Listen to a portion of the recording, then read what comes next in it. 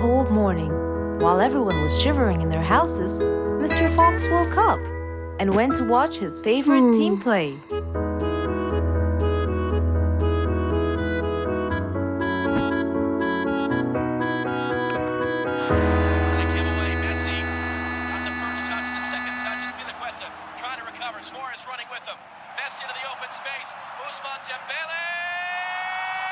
Ah!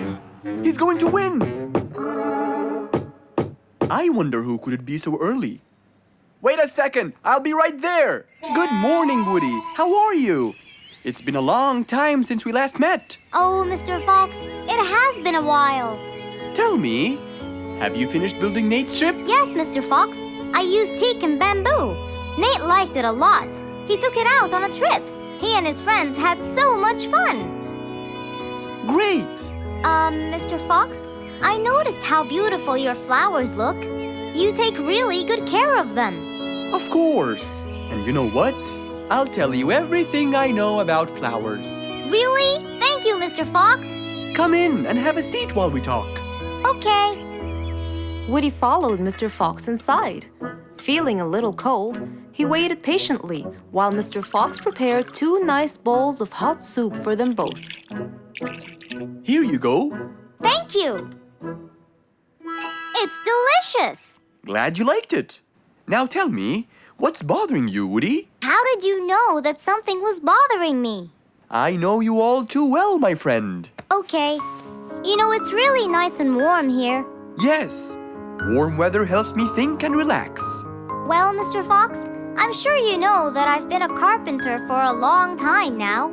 Of course. And during the winter, my business blooms.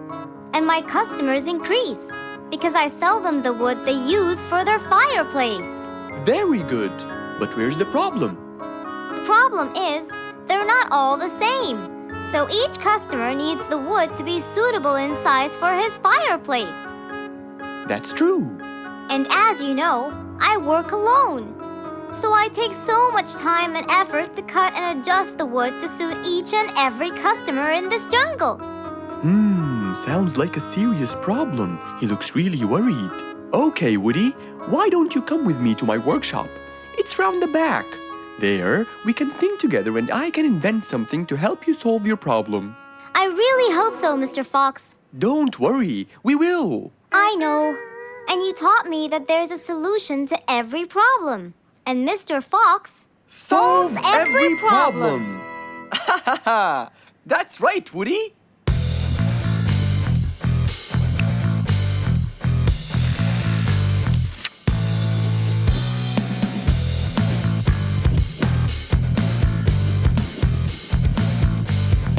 I will invent a gigantic wood-cutting machine that has the ability to choose and control the size and shape of your wood depending on what you need. What? Really? Aw, you're the best, Mr. Fox. I'm just going to need some time to build the machine. You got it, Mr. Fox. I'll go get a few things done and I'll come back. Okay, I'll see you then, Woody.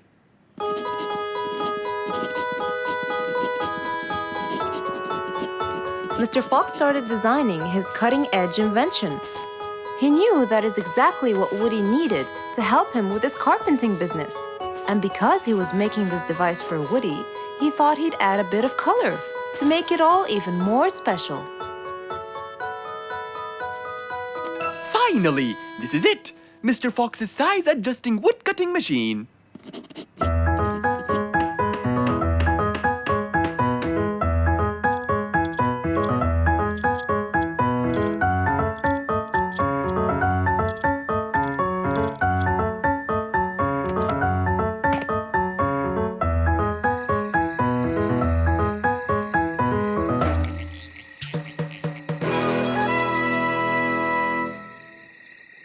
After finishing the device, Mr. Fox sat to listen to his favorite music, waiting for Woody, who came knocking on the door. Hello, Woody. You're right on time. Have you finished building the new machine for me, Mr. Fox? Of course I have. It's in my workshop. Let's go see it.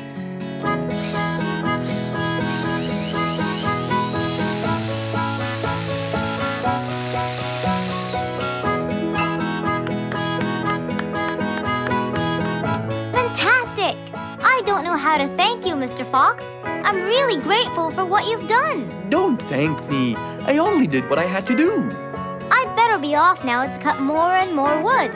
Have a wonderful evening, Mr. Fox, and thank you again. Good night, Woody. See you soon.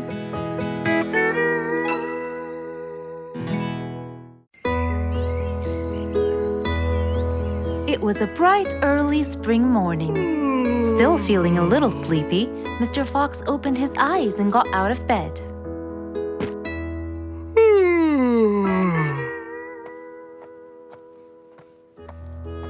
Since the weather was beautiful outside and awfully tempting, Mr. Fox decided to go for a walk in the jungle. The sun was shining, the birds were twittering. It was a very peaceful morning. Well, sort of. Worried that something terrible could have happened to one of the animals in the jungle, Mr. Fox sprinted towards the sound. Are you kidding me? You're the size of an air balloon! Are you making fun of my size, you piece of you? What? Take that back now, you... No! I'll never take it back! This was all your fault! No, it wasn't! It was yours! No! It's always your fault! Now, calm down! Oh, Mr. Fox, I'm so glad you passed by. You're the only one that could solve my problem. Solve your problem? No, Mr. Fox will solve our problem. No way! What you did was a total crime. So not true. You're the one who started it all and injured me, you big There, calm down. And just tell me what happened. He woke squeezed me me. up. Slow down, one at a time. Mr. Panda, you go first. Thank you. Now, I was walking heading to my house when I realized that for me to get there, it will take me 12 minutes. And I was so tired and sleepy. So I thought about it, and I realized I should just lay here for a while and take a short nap. And just as I was starting to get comfortable, I found little chicklets screaming with the highest pitch into my ears, Mr. Fox. My ears! Can you believe that? Well, that's not a very nice thing to do, little chicklets. Why did you do that?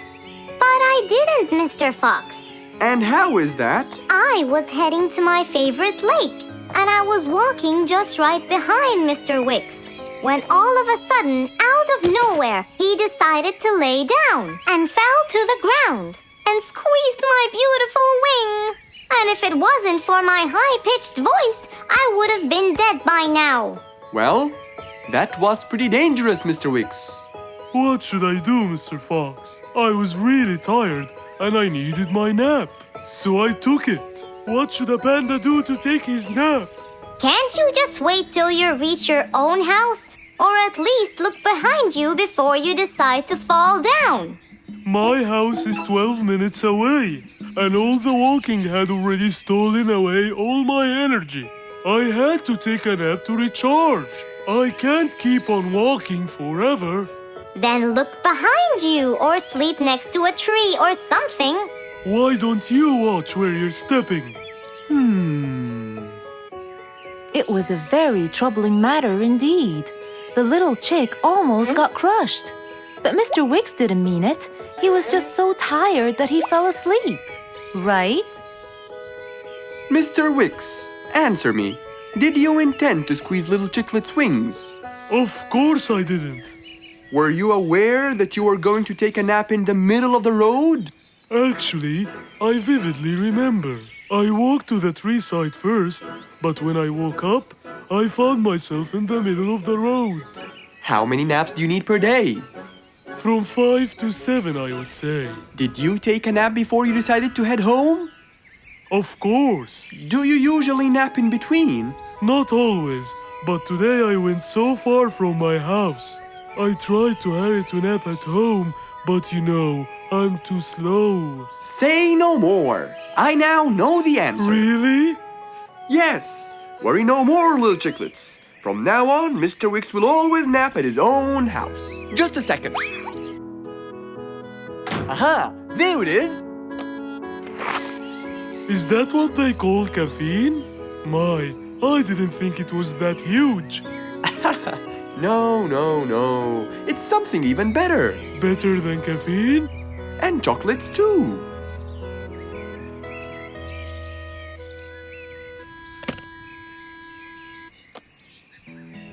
Wow! Rollerblades! So you'll be able to move fast and reach your house as fast as you can. Oh, can I try it now? Sure you can. Wow!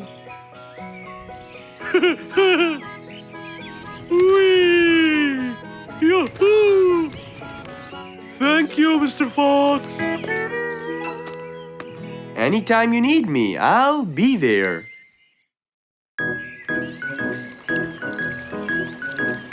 It was a nice warm autumn day. Mr. Fox was doing his morning exercises, sit-ups, push-ups, and running on the jungle track. A very refreshing start to the day.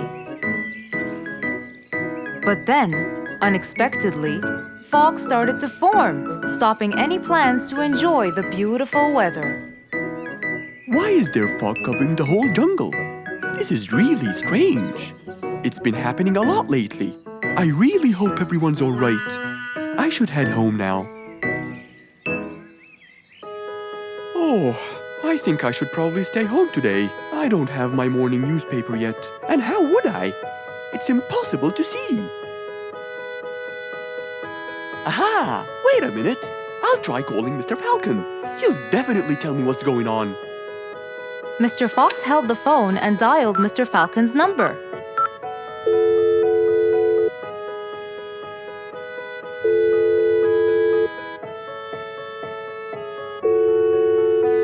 Oddly enough, there was no answer.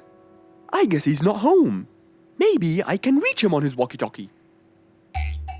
As Mr. Fox went to look for his walkie-talkie, he heard a loud knock on the door. Huh? I thought everyone stayed home in this weather. Who could it be? Puzzled, Mr. Fox went to open the door. He was taken by surprise. It was Jack the horse. He stood there holding a briefcase and looking smart. Jack was a very busy business horse. He was always rushing to keep a tight schedule. But today, something seemed off. He looked like something was bothering him. Oh, Jack, what a nice surprise! It's been a long time since we met. How have you been? Come in. Thank you, Mr. Fox. But I don't want to waste any more time. I'm on a very tight schedule. Of course. Can I bring you? I don't have time. I just needed to talk to you urgently, Mr. Fox. Have a seat, please. And as you know, time is money. Wait. Hold on. First, tell me how you managed to get here in this bad weather. There's no time. I'm so busy, and I need your help with something important. All right, tell me what's the matter. Well, it all started last week. After long and weary negotiations, I won a bid for a gold mine located in the eastern part. Long story short, a gold mine obviously contains gold. But no matter how hard I looked, I found nothing but dirt. I was really frustrated. I was disappointed, and I knew that buying the mine was a mistake. What do you think, Mr. Fox? That's really strange. That mine is widely famous for its gold. I have an idea. We go there now and see what we can do. But wait here for a second. I need to bring something that will help us. Are you sure you don't want to drink anything? Yes, thank you, Mr. Fox. But please, hurry up. You know that time is money, and I can't waste any more time. I get it. Just give me 2 minutes. Too much, Mr. Fox. So, Mr. Fox went to his room to change his clothes, trying to be quick. Then, he went to his workshop. He looked everywhere for his metal detector. When he found it, he took it and went back to his house, where Jack was standing there looking at his watch, with that usual impatient look on his face. Mr. Fox, why are you late? I have a really important meeting tonight at 8, you know. We're making a deal, and I don't want to waste any more time. You know that time is money. Time is money. I know that, Jack. But now we're wasting more time, aren't we? Right. Let's take my car, Mr. Fox. Okay. The fog had gradually started to clear away, and the vision became clearer and clearer. But as Mr. Fox was about to get in the car, something happened. What's that? What's going on? What happened? That's what we'll find out in the next episode.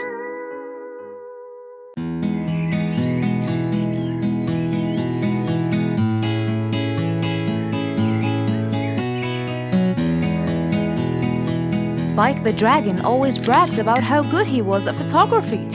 And all he wanted was just one little chance to prove to everyone how talented he was.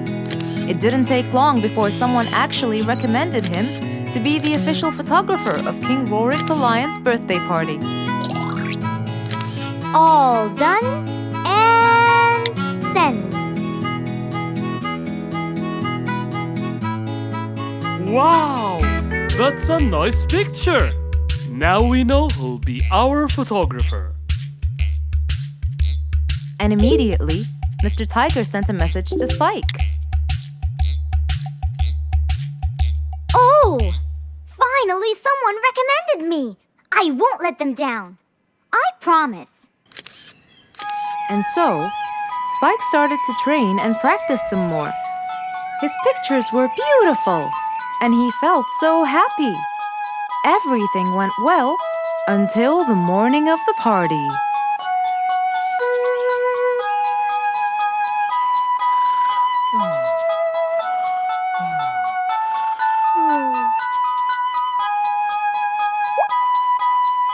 Oh, today's the day.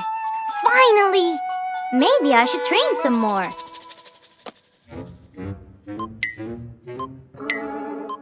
Huh?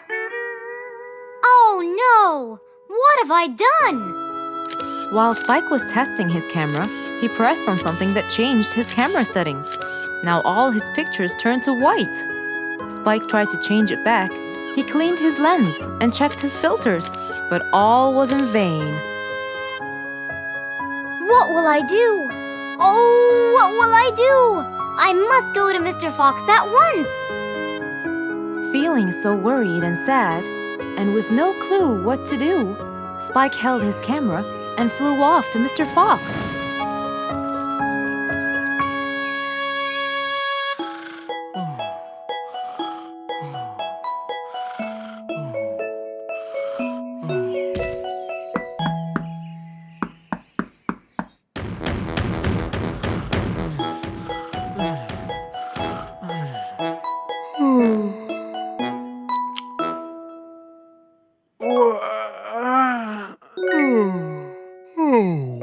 How could it be this early?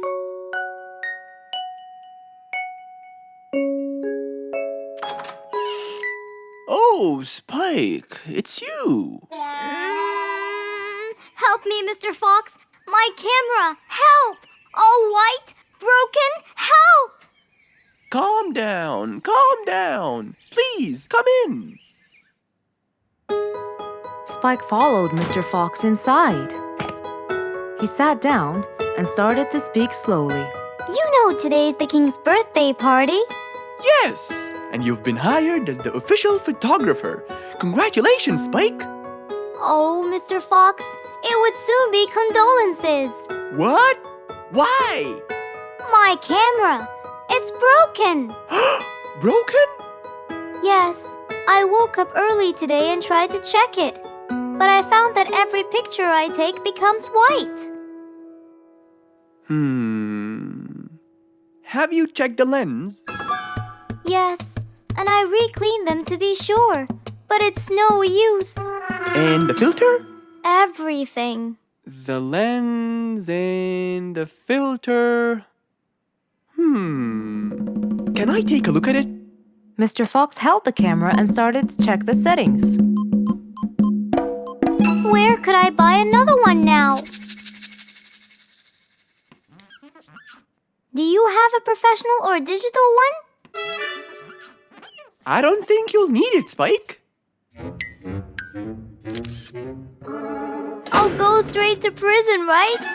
No, it wouldn't be fair to send the most talented photographer to prison. They'll all laugh at me. Are you sure about that?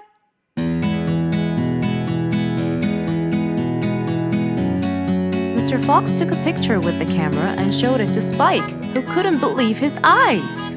Wow, it's back. What was wrong with it? Looks like you accidentally increased the gamma. Oh, I forgot to check that.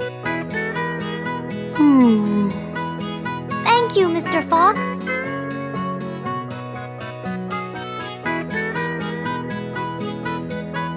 I'll go now. See you at the party. That would be awesome. With that, Spike walked out of Mr. Fox's place. He went back home with a smile on his face.